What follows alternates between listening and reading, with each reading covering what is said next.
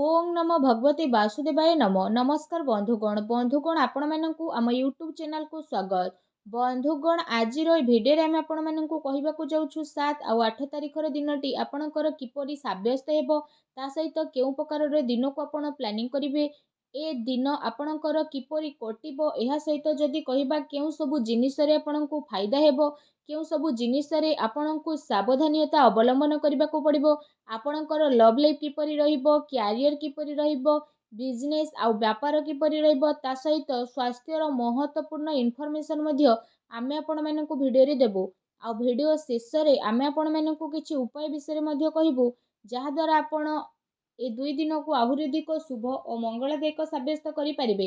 आगो को वीडियो आरंभ करबा पूर्व आमर आपनकु रिक्वेस्ट कि जदि आपण आमर ए चैनल रे नुआ करि आछन्ते तो चैनल को सब्सक्राइब करंतु सांगर नोटिफिकेशन बेल को मध्य ऑन करंतु जहा द्वारा समय समय रे आमर नुआ नुआ वीडियो रो नोटिफिकेशन आपनकु मिलि जिवो। तो आसंतु जानिबा किपरि रहिबो आपणको पई विशेष रूप रे जदि हमें कहिबा 7 और 8 तारिखर दिन सबुठारु प्रथमे कहिबा कि ए 2 दिन रे आपणको पई पॉजिटिव रहिबा पई जाउछि। जदि हमें आपण माननकु कहिबो कि फ्रेंड्स ए 2 दिन रे आपणको भित्तीय स्थिति रे काफी सुधारता आसीबो किछि नुआ स्टार्टिंग करिबा पई ए दिनर टाइम आपणको पई बहुत ही अनुकूल भरा रहिबो आपणकर परिश्रम एवं प्रयासर सार्थक परिणाम ए 2 दिन रे आपणको सामना को आसीबो। विवाह योग्य लोकंको पई कोनोसी भलो संपर्क आसी मध्य पारे आ घरे आपणकर कथावार्ता मध्य आरंभ होई पारे ता सहित समाज एवं संपर्कीयंकरे आपणकर प्रभावशाली व्यक्तित्व सरल स्वभाव कारणर विशेष रूप रे आपणकर मान प्रतिष्ठा बनिकी रहिबो।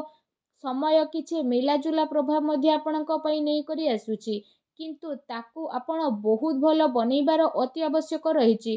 किछि टाइम रु अति संपर्कीयंक भितरे जहाँ भी लड़ाई झगड़ा चलुला तो से सबू ए दिन रे कहार माध्यम द्वारा दूर मध्य हेबो एवं संपर्क रे पुणी थरे मधुरता आसीबो।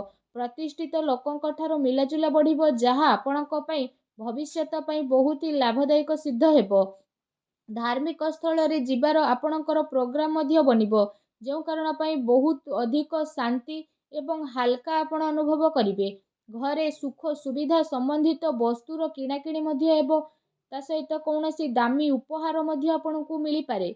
विद्यार्थी वर्गंकु निजर चाकरी संबंधित कौनसी क्षेत्र रे इंटरव्यू रे सफलतार विशेष रूप रे जोग बनुछि सेथि पई पूरा परिश्रमर सह निज कार्य उपरे फोकस देखांतु। निजर सिद्धांत द्वारा कौनसी प्रकार समझौता आपण आदौ करंतु नाही। प्रभावशाली एवं प्रतिभावान व्यक्तिंक सहित अधिक टाइम व्यतीत करंतु एहा द्वारा आपणकर आत्मबल एवं आत्मविश्वास रे वृद्धि हेबो तथा नकारात्मक विचार मध्य आपणकर दूर हेबो।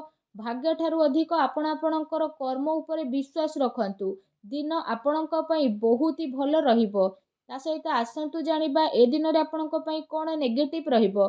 फ्रेंड्स कौनसी पारिवारिक कथावार्ता को नहीं भाई भौणी भितर लड़ाई झगड़ा होई पारे। घरर वृद्ध लोकंकर कथा द्वारा आपणक संबंध को खराब हेबा ठारू बंचेकी रखंतु। विद्यार्थी वर्ग माने आपणकु नुकसान मध्य पारंती सेति पई सावधान रहंतु। घरर कौनसी वृद्ध लोकंकर स्वास्थ्य को नहीं मध्य आपणकर चिंता रहिबो डॉक्टरଙ୍କ पाखकु मध्य आपणकु जीवाकू पड़ी पारे। एहा सहित आपणको आपणकर स्वभाव रे इगो को खत्म करबा पई पड़िबो जहा द्वारा प्रॉब्लम सब शीघ्र ही सुधुरी जीवो। हेति पई कोनोसी भी योजना उपरे कार्य करिबा पूर्वरु ता उपरे बहुत भलो भाबरे आपण विचार अवश्य करंतु। कौनसी दुखद समाचार मिलिबा कारणरु किछि टाइम पई मनरे उदासी एवं नकारात्मक विचार मध्य आपणकर आसी पारे किंतु आपण शीघ्र ही से सबुरु बाहरिबे आगोकू। विद्यार्थी वर्ग पाठ पढ़ा अपेक्षा फालतू भूल बोझमणा रे अधिक ध्यान केंद्रित करिवे। निजर महत्वपूर्ण कागज कारबाई को बहुत ही अधिक संभाळिकी रखिबे काहेकि ना जदि से सबु हजे जीव मिलिबा बहुत कष्टकर हेबो। घरर छोट मोट कथारे अकारण रे चिंता उत्पन्न हेबो सेथि पई अधिक क्रोध करिबा ठारू दूरी रुहंतु। सामाजिक गतिविधि रे अधिक ध्यान न देकी किछि अति संपर्कित लोक माने आपणको ऊपर नाराज होई पारंती तो से सब ऊपर ध्यान न देकी आपण निजर कर्म ऊपर ध्यान दियंतु। घरर वरिष्ठ लोकंकर मान सम्मान अवश्य बनिकी रखंतु। आसंतु जानिबा ए दिन रे आपणकर लव लाइफ किपरि रहिबो। जीवन साथींकर भावनार आपण सम्मान करंतु एहा द्वारा संबंध आहुरी अधिक मजबूत रहिबो। ପ୍ରେମ ସମ୍ବନ୍ଧ ମର୍ୟାଦାପୂର୍ଣ୍ଣ ରହିବ। କୌଣସି ବିପରୀତପୂର୍ଣ୍ଣ ଲିଙ୍ଗୀଙ୍କ ଅଚାନକ ମିଶିବା ଦ୍ୱାରା ଆପଣଙ୍କୁ ଆଶ୍ଚର୍ଯ୍ୟଜନକ ପ୍ରସନ୍ନତା ମଧ୍ୟ ଅନୁଭବ ହେବ। ଘର ପରିବାରର ବାତାବରଣ ଆପଣଙ୍କର ବହୁତ ହି ସୁଖଦପୂର୍ଣ୍ଣ ରହିବ। ପତି ପତ୍ନୀଙ୍କ ଆପୋଷିକ ସହଯୋଗ ଘରେ ସୁଖ ଶାନ୍ତି ବନେଇକି ରଖିବ। ପ୍ରେମ ସମ୍ବନ୍ଧ ପାଇଁ ମଧ୍ୟ ଆଗକୁ ଆସୁଥିବା ଟାଇମରେ ପ୍ରୋବ୍ଲେମ ମଧ୍ୟ ଆସିପାରେ, ଆଉ ପୂର୍ଣ୍ଣ ରୂପରେ ଆପଣଙ୍କ ସହଯୋଗ ମିଳିବ। ଜୀବନସାଥୀଙ୍କର ଆପଣଙ୍କୁ ଆପଣଙ୍କ କାର୍ଯ୍ୟରେ ପୂର୍ଣ୍ଣ ରୂପରେ ସହଯୋଗ ପ୍ରାପ୍ତ ହେବ ତଥା ଘରେ ସକାରାତ୍ମକ ବାତାବରଣ ମଧ୍ୟ ଦେଖିବାକୁ ମିଳିବ। ଏହା ସହିତ ଯଦି କହିବା ନିଜର ବ୍ୟସ୍ତତା ଦ୍ୱାରା କିଛି ଟାଇମିଂ ଆପଣ ଆପଣଙ୍କର ପରିବାରର ଲୋକଙ୍କ ସହ ବାହାର କରିବେ।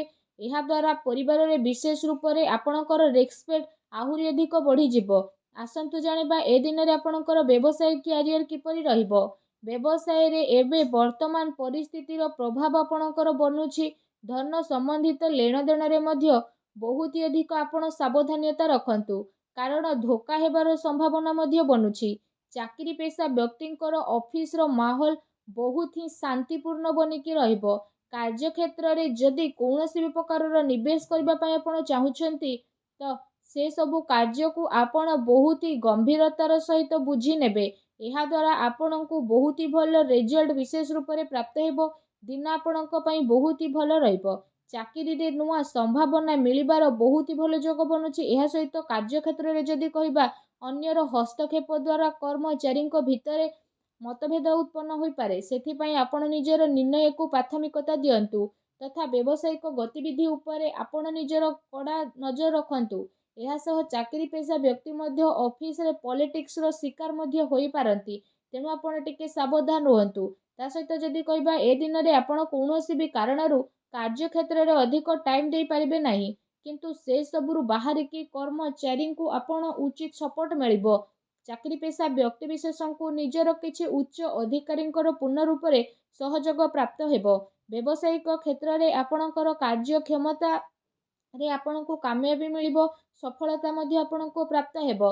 ସେଥିପାଇଁ ପ୍ରତ୍ୟେକ କାର୍ଯ୍ୟକୁ ଆପଣ ବହୁତ ହି ଗମ୍ଭୀରତାର ସହ ଭାବନ୍ତୁ। ଚାକିରି ପେଶା ବ୍ୟକ୍ତିବିଶେଷଙ୍କୁ ତାଙ୍କର କାର୍ଯ୍ୟକ୍ଷମତା ପାଇଁ ପ୍ରୋତ୍ସାହନ ପ୍ରାପ୍ତ ହେବ, ଯେଉଁ କାରଣ ପାଇଁ ତାଙ୍କର ମନ ବହୁତ ହି ପ୍ରସନ୍ନ ରହିବ। ଆସନ୍ତୁ ଜାଣିବା ଏ ଦିନରେ ଆପଣଙ୍କର ସ୍ୱାସ୍ଥ୍ୟ କିପରି ରହିବ। ଯଦି କହିବା ଏ ଦିନରେ ଆପଣଙ୍କ ସ୍ୱାସ୍ଥ୍ୟ ବହୁତ ହି ଉତ୍ତମ ରହିବ ତଥା ଆପଣ ଊର୍ଜାରେ ଭରପୁର ରହିବେ। ଏ ଦିନ ଆପଣ ନିଜେ ନିଜକୁ କାଫି ତନ୍ଦୁରୁସ୍ତ ଓ ଚିନ୍ତାମୁକ୍ତ ମଧ୍ୟ ଅନୁଭବ କରିବେ। ତା ସହିତ ଏ ଦିନର ଟାଇମ ଆପଣଙ୍କ ସ୍ୱାସ୍ଥ୍ୟ ଦୃଷ୍ଟିରୁ ବହୁତ ହି ଭଲ ସମୟ ରହିବାକୁ ଯାଉଛି। ଏହା ସହିତ ନିଜ ସ୍ୱାସ୍ଥ୍ୟକୁ ଆହୁରି ଅଧିକ ଭଲ ରଖିବା ପାଇଁ ଆପଣ ପ୍ରତ୍ୟେକ ଦିନ ଯୋଗ କରନ୍ତୁ, ବ୍ୟାୟାମ କରନ୍ତୁ ଏବଂ ସୁସ୍ଥ ରୁହନ୍ତୁ। ଆସନ୍ତୁ ଜାଣିବା ଏ ଦିନରେ ଆପଣଙ୍କ ପାଇଁ କ'ଣ ବିଶେଷ ଉପାୟ ରହିଛି। ଏ ଦିନରେ ଆପଣ ସ୍ନାନ ଆଦି ବିଶେଷ ଭାବରେ କରିସାରିବା ପରେ 7ଟି କନ୍ୟାଙ୍କୁ ଘରକୁ ଡାକିକି ପ୍ରସାଦ ସ୍ୱରୂପ ବିଶେଷ ରୂପରେ ତାଙ୍କୁ କ୍ଷୀରି ଖୁଆନ୍ତୁ ତଥା ତାଙ୍କୁ ଦକ୍ଷିଣାରେ ବିଶେଷ ରୂପରେ କିଛି ଏପରି ହଳଦିଆ ରଙ୍ଗର ବସ୍ତ୍ର ଦେଇକି ବିଦା କରନ୍ତୁ। ଏପରି କରିବା ଦ୍ୱାରା ହିଁ ମା ଲକ୍ଷ୍ମୀ ବହୁତ ଶୀଘ୍ର ପ୍ରସନ୍ନ ହେବେ ଏବଂ ଆପଣଙ୍କର ସମସ୍ତ କଷ୍ଟକୁ ଦୂର କରିବେ। ଯାହା ବି ଆପଣଙ୍କ ଜୀବନରେ ପ୍ରୋବ୍ଲେମ ଚାଲୁଥିଲା ସବୁ ପ୍ରୋବ୍ଲେମକୁ ଅନ୍ତ କରିବେ, ଆଉ ଆପଣଙ୍କୁ ଶୀଘ୍ର ହିଁ ଶୁଭ ଫଳର ପ୍ରାପ୍ତି କରିବେ। ଆଉ ଆପଣଙ୍କର ସବୁ କାର୍ଯ୍ୟ ମା ଲକ୍ଷ୍ମୀଙ୍କ ଆଶୀର୍ବାଦରୁ ବହୁତ ହି ଆସାନୀରେ ମଧ୍ୟ ବନିଯିବ। ମା ଲକ୍ଷ୍ମୀଙ୍କ ଆଶୀର୍ବାଦ ଆପଣଙ୍କୁ ପ୍ରାପ୍ତ ହେଉ। ସଚ୍ଚା ଦିଲରେ କମେଣ୍ଟ ବକ୍ସରେ ଜୟ ମା ଲକ୍ଷ୍ମୀ ଅବଶ୍ୟ ଲେଖନ୍ତୁ ଏବଂ ଭିଡ଼ିଓକୁ ଲାଇକ୍ କରିବା ପାଇଁ ଆଦୌ ବି ଭୁଲନ୍ତୁ ନାହିଁ। ଧନ୍ୟବାଦ।